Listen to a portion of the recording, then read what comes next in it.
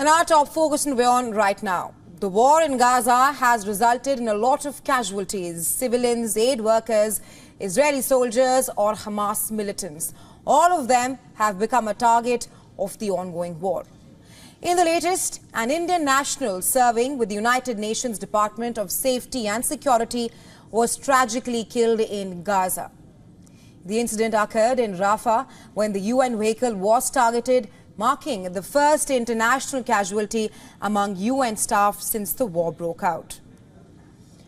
In a dramatic shift, the United Nations Office for the Coordination of Humanitarian Affairs has revised its data pertaining to the number of Palestinian casualties in the 7-month-old war. They have reduced the death toll by almost half the number of women and children it previously said were killed. UN says the death toll in the Gaza Strip from the war is still more than 35,000. But the territory's Ministry of Health has updated its breakdown of the fatalities, further adding that the figure represents the number of identified casualties and the documentation procedure of fully identifying the remaining casualties are still ongoing. Number remains unchanged, and it's at more than 35,000 people since October 7th. What's changed is the Ministry of Health in Gaza has updated the breakdown of fatalities for whom full details have been documented. So what they recently published was that they gave figures for 24,686 out of 34,622 overall fatalities recorded in Gaza.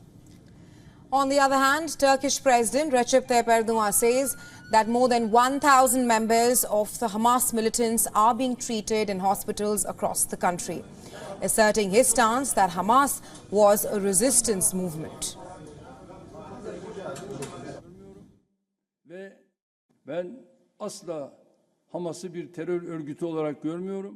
I never see Hamas as a terrorist organization, and as of this moment, I follow Hamas step by step.